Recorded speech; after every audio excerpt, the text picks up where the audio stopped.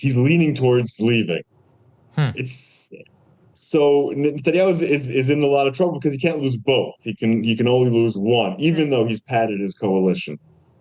Interesting. So we've seen a bit of a freak out inside of Israel. Can we put this next one, for example, up on the screen just to show the audience an example of what things look like inside? For example, here we have Ilan Levy. The biggest boost to global jihad will come from Hamas staging a victory parade amid the rubble. The free world is going to pay a terrible price for pressuring Israel to leave the Hamas regime in power instead of pressuring Hamas and working to remove it. So there is certainly a constituency, like you said, inside of Israel that's pushing it back against this deal. How does that influence then Netanyahu's ability to stay in power, like you said, if he does lose two of these members, or even if he does manage to hang on, he's still got some 42 days more of pressure to resume the war and to continue it. What will that look like?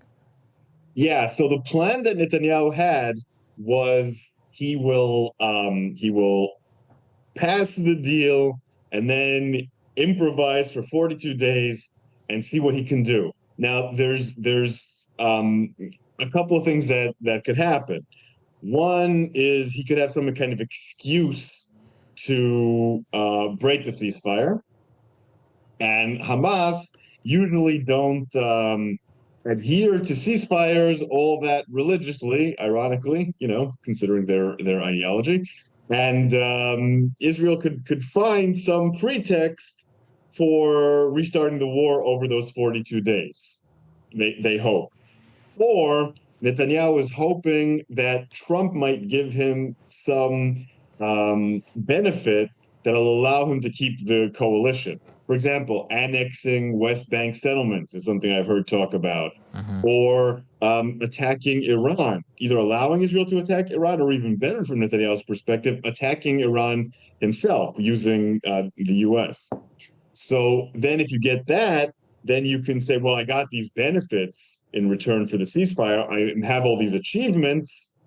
And also now is a matter of national security. We need to take out the Iranian nuclear program. So we need you to stay in the government. And so Smotrich and Netanyahu have been talking about those sorts of things. But Smotrich has been under so much pressure from his own party and from his own, like you said, constituency, that deal is being frayed.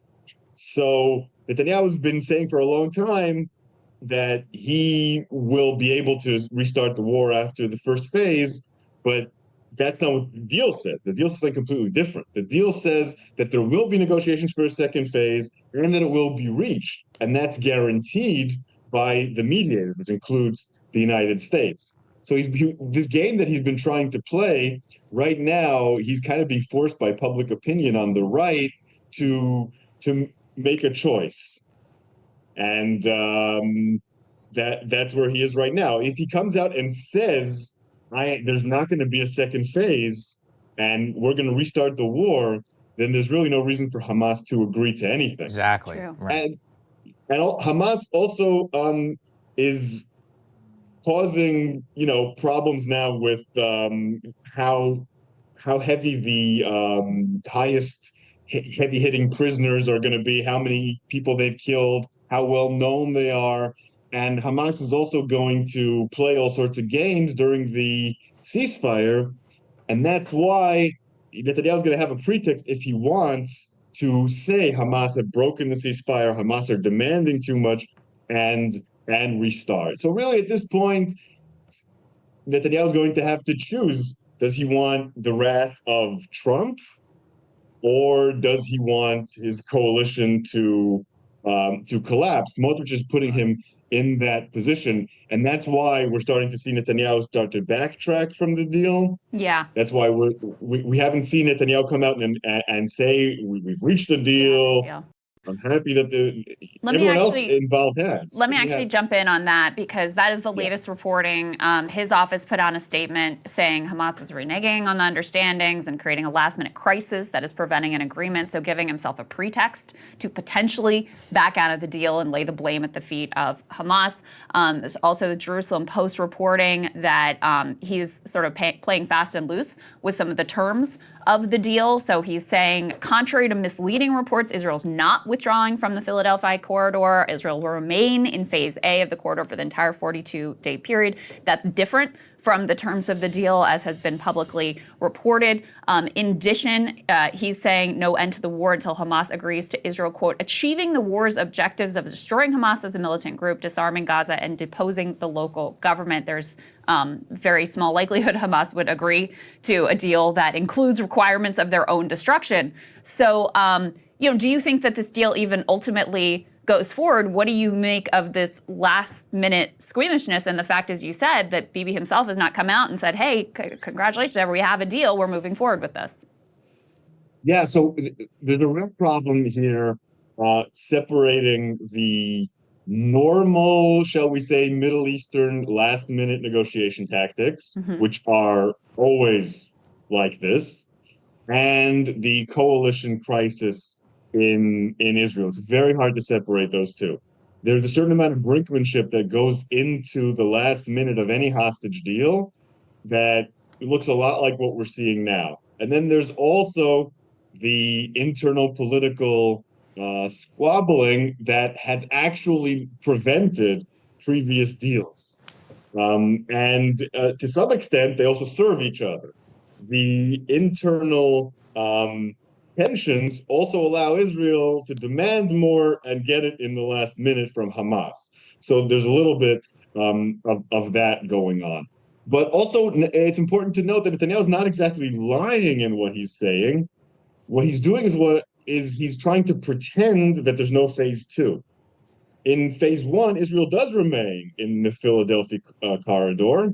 In phase two, it removes itself from there. So what he's saying is he's pretending that only phase one exists and phase one doesn't, which also serves him in his negotiations with Smotrich, who says that he's willing to stay through phase one. So there's some improvisation here and pretense. And as for destruction of Hamas, that's not in the agreement, as you noted. No one's going to agree to destroy themselves. And that's a game that he played last time when he scuttled it as well. He said, that he's not going to stop until Hamas is destroyed. So it's very hard to separate between the two. So as for will the deal go forward, my guess is yes. I would have been much more optimistic yesterday. I think that it's a little bit out of his hands. I think that once everyone's announced it, once the sides have agreed, once Trump has put his prestige into it, if he breaks it, the price will be quite high. Yeah. His best chance for re-election might be to stay with Trump, stay with this deal, get as much as he can from Trump, improvise through the first stage, and hope that he can either get Hamas to break it in a way that can convince Trump, or that Trump will offer him enough so that he can come and say to the public, look at all that I achieved. And it's important to note that both Ben-Gvir and Smotrich are saying we're leaving the government, but we're not going to vote to topple it. And that the opposition, the left-wing opposition, or, such as it is, centrist, whatever, are saying that they will provide a safety net for Netanyahu. So even if Ben-Gvir and Smotrich leave the government's not going to fall. Got it. At least not yet. They'll have a minority government, which is very weird in Israel, but is possible. And then if he gets enough, he might be able to get someone else to come in and get a majority again. So if I was him facing these two things, I would take the deal and try to get as much from Trump, and then try to reestablish my coalition with other parties or bring Ben-Gvir or Smotrich back in. And I'm guessing that's what he's going to do. And so he's going to try to get as many concessions as he can, go to the deal, stay in the government. He'll survive because no one's going to topple him in the meantime because he has a safety net, and then he'll improvise and find a way to survive. Netanyahu always finds a way to survive. Yep. Yeah, that's a fair bet generally. Thank you so much. It's always so useful to have your analysis. We appreciate you joining us. We appreciate it, man. Thank you. Anytime. Have a wonderful day. Hey, if you like that video, hit the like button or leave a comment below. It really helps get the show to more people. And if you'd like to get the full show, ad-free and in your inbox every morning, you can sign up at breakingpoints.com. That's right. Get the full show, help support the future of independent media at breakingpoints.com.